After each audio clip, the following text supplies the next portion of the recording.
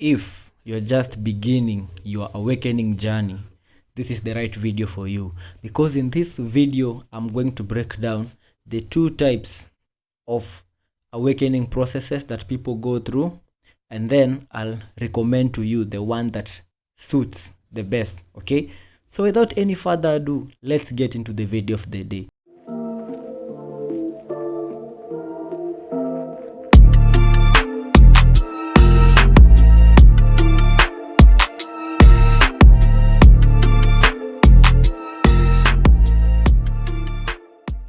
And if you're new to this channel, I am Hazari. I post spirituality content, metaphysics, philosophy.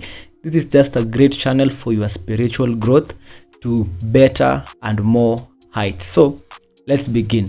So if you're now entering or starting to become awakened, because we are in the age of awakening, this is the age of knowledge, of information, whereby we are moving away from just believing and we want to simply experience. So you begin to question things, and then you start learning about things such as the matrix, you learn about metaphysics, the law of attraction, the law of vibration, and all these principles. And if you're just beginning, or you've been this for a while, maybe you have not known, but there are two types or two ways you can approach your awakening. So let's begin with the first way that most people go through, and it's also the way that I was introduced to this spiritual community or this spiritual journey. So if you're new to this channel or you're new to these things, when we talk about spiritual awakening, what we simply mean is that awakening is a process whereby you realize that you are a spiritual being simply having a human experience. So when you come to that realization that you are a spiritual being, this means that you come to understand that this physical body that you have is not who you are. Your name is not who you are. What you might identify yourself as is not really who you are. Your name, your body, the school which you went to, all these things that took place, they are not who you are. They are just events that happened in your life. Okay, they are events that happened in your life. So who is that you? That is what you start to question. So you start to question reality. You begin to question religion, the politics system, the education system. You want to seek answers. That is the awakening journey. That is the process of freeing your soul from the chains of bondage, right? That is how it begins for most people. So you become introduced to a lot of things, and if you're not careful, you might even go deeper down the rabbit hole into other places. It's like you're moving away from this kind of slavery and to another. So that's why I'm here. I want to make it a little bit simpler for you to understand. So the first part of awakening is that questioning part. Yeah, and the more you go down into that questioning part, you will come to realize that there is something known as the law of attraction. And this is what many gurus, many teachers have talked about. And many people have become manifestation coaches, because the law of attraction is mainly about manifesting. So you will hear many people talking about manifesting. I can help you manifest a car overnight. I will teach you how to manifest 1 million overnight. I will help you manifest a relationship overnight. Okay, and you become very excited when you hear these things, and it's completely normal. And the real thing is, manifesting is not a lie. Manifesting is something which is real, and manifesting is not something which you do. You have always been manifesting. It's just that you don't know what manifesting is. Manifesting is just making something evident, right? Manifesting is like, let's say, you can say, I want to go to this place, and you go to that place. You've manifested that. It's just an intention being physically made. Okay, it begins as an intention and then it happens physically. That is simply what manifestation is, making something evident, right? And that manifestation part is the part that gets so many people into a loop, because you begin to do techniques, you start visualizing, you do affirmations, you do vision boards, so on and so forth. Okay, and for many people, manifesting is actually frustrating, because people say, I have done all those techniques and I have ended up manifesting nothing. Okay, but the real thing is this: the manifesting part is the exciting part, and many people dwell on that part, and that is the first phase, okay, whereby you want now to change, or what we call reality creation. Yeah, and then we have many creators who have said that if you cannot manifest, then why learn spirituality? But I'd say that that is a bit of another loophole, right? Because this is what I term as true spiritual mastery. True spiritual mastery is realizing that your sole purpose of coming to this realm or this life is to simply experience life fully. And to experience life fully, this means that you are not in conflict with life.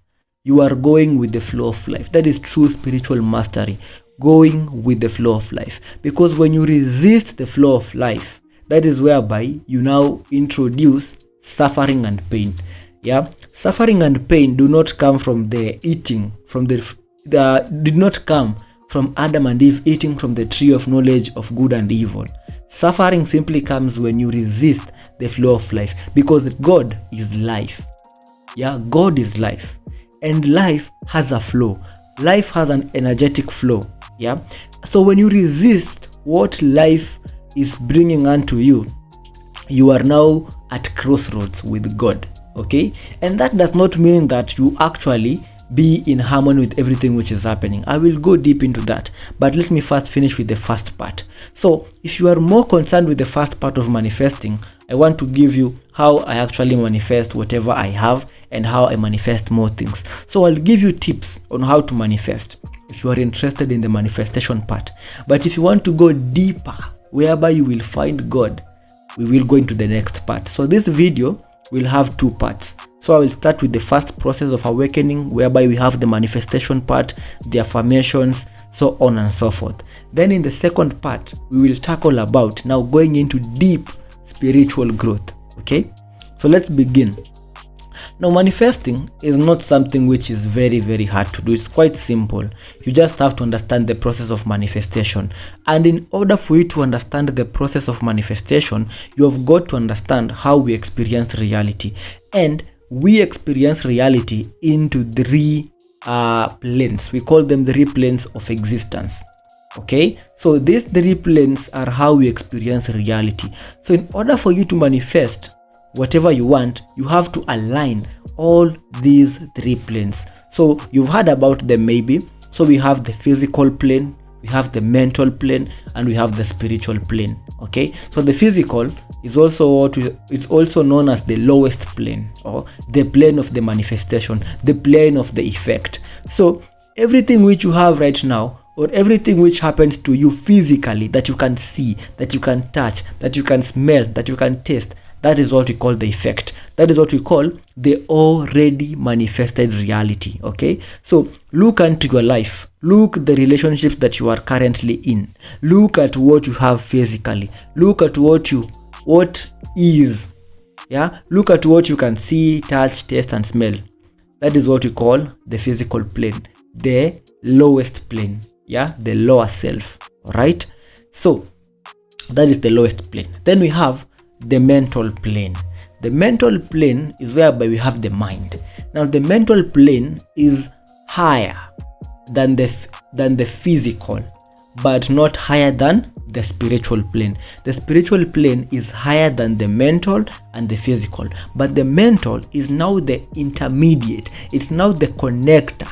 The mental connects the spiritual plane and the physical plane. So in the mental plane, this is whereby we have what we call ideas, whereby we have thoughts. Yeah, things such as that, perceptions. These things happen in the mental plane. So in the mental plane is whereby ideas and thoughts and inventions become downloaded from the highest plane, which is the spiritual plane. So when you learn how to tap into the mental plane, you can become very, very innovative. That is whereby you find we have people like athletes, people who are professional athletes, people who are professionals in crafts such as music, such as art, such as football, such as whatever you name it.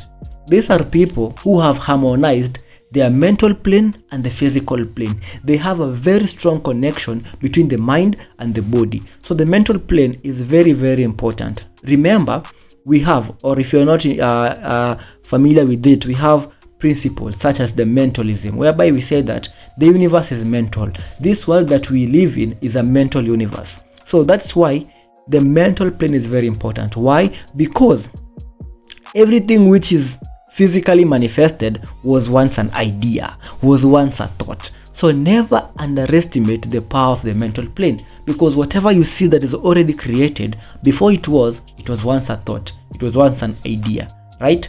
So that is what we call the mental plane.